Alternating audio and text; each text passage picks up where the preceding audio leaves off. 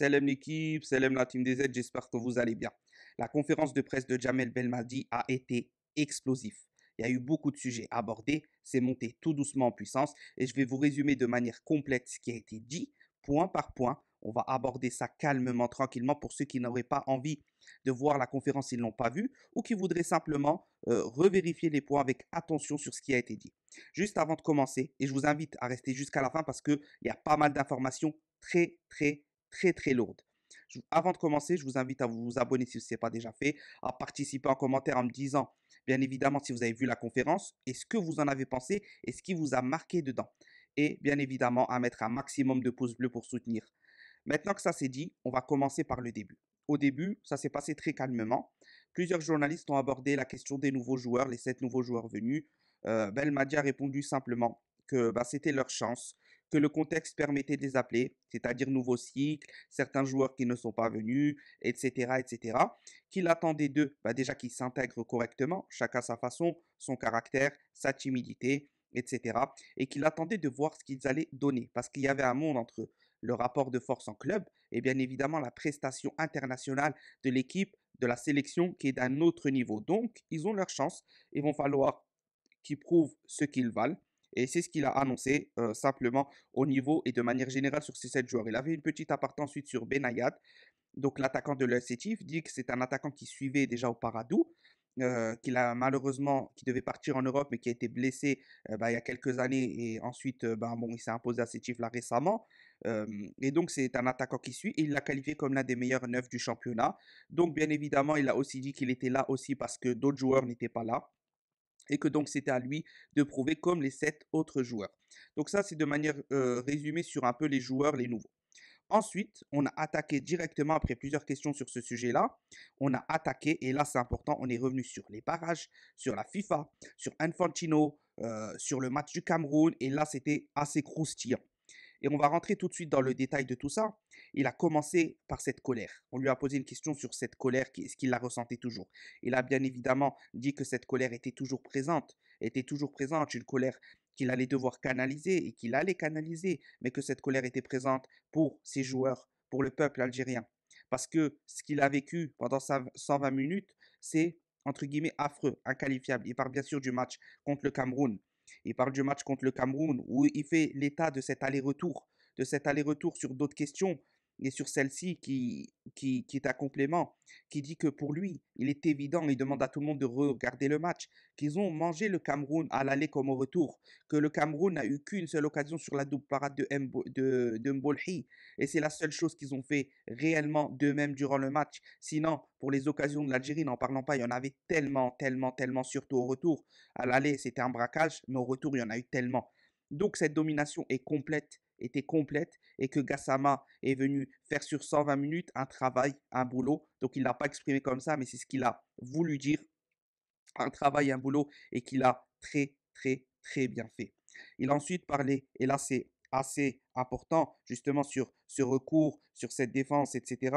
Il a parlé, il a parlé des journalistes, il a parlé et il a rendu hommage au peuple en disant que les seuls qui ont soutenu ce recours, cette fédération, ce match, etc., cette arnaque, cette injustice, c'est le peuple. Et il a dit que les journalistes, pour la plupart, ne sont pas allés dans son sens, n'ont pas fait leur travail. Il a parlé par exemple d'Idrissa Gueye, que le président a soutenu le président sénégalais. Et nous, dans notre pays, on ne se soutient pas assez. C'est toujours des embrouilles, des ceci, des cela. Et il a dénoncé cela avec force. Il a ensuite parlé d'Infantino, de la FIFA, qu'il a parlé comme quoi qu'il voulait améliorer le continent africain. Ceci, cela, et que ce n'était que des belles paroles. Ce n'était que des belles paroles. Il faut quand même oser parler du président de la FIFA. Et pour ça, grand respect à Jamel Belmadi sur ce point-là.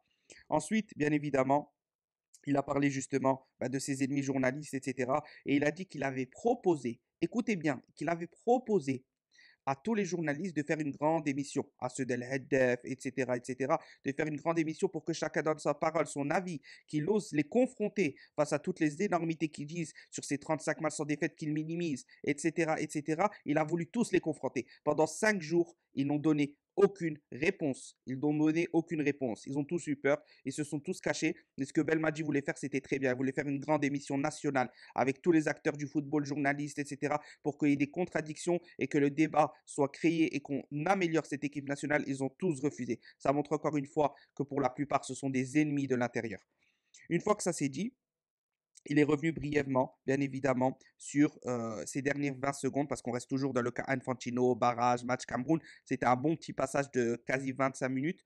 Il a parlé de ces 20 minutes où il a expliqué, parce que beaucoup parlent de cette touche où on s'est déconcentré, où tout s'est joué là, etc. Il a dit non, déjà ce n'est pas le but qui nous a fait nous déconcentrer. Il a expliqué que même au contraire, ils ont pris du temps pour célébrer, pour justement empêcher le Cameroun de jouer vite et de pouvoir se replacer, prendre des décisions, etc., etc. Il a parlé de ce point-là.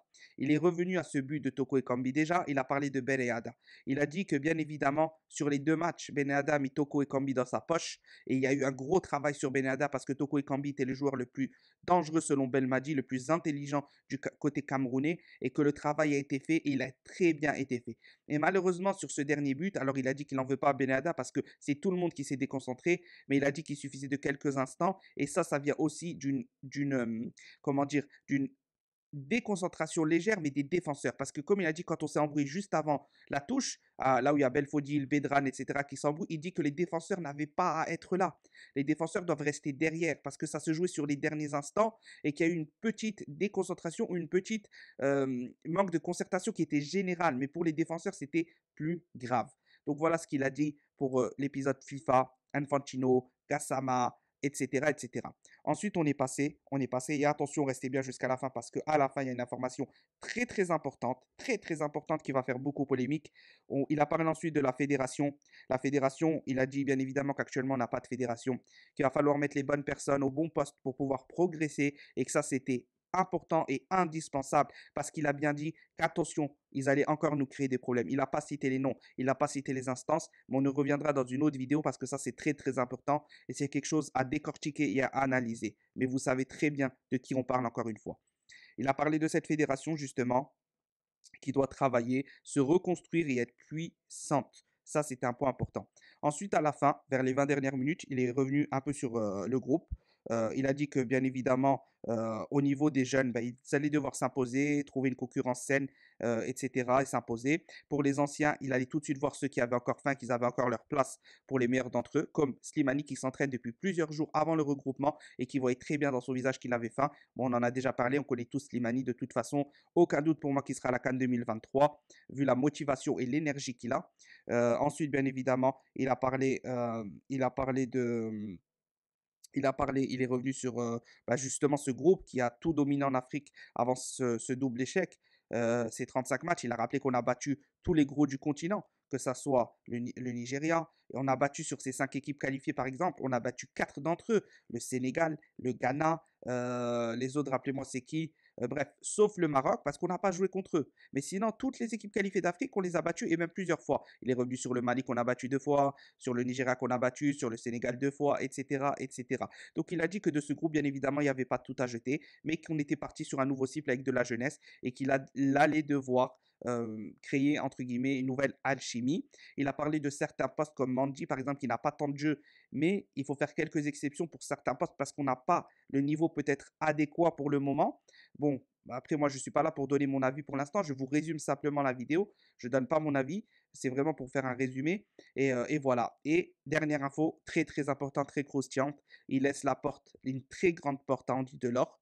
Et donc, la vidéo que j'avais faite était loin d'être fausse. Et au contraire, était très très loin d'être fausse. Et on parle d'un nouvel attaquant qui rejoindrait la sélection en septembre. Et il y a de grandes chances que ça soit Andy Delors. Je vous laisse sur ça. Je ne donne pas mon avis. Vous connaissez déjà mes positions. J'ai donné mon avis sur rien. Je vous ai résumé. J'espère que le résumé aura été clair pour la plupart d'entre vous. J'espère que le résumé aura été bon. J'estime avoir dit tout ce qu'il fallait dire d'important. Et voilà. N'hésitez pas à liker, commenter, partager. Et n'oubliez pas, Tahia l'Algérie.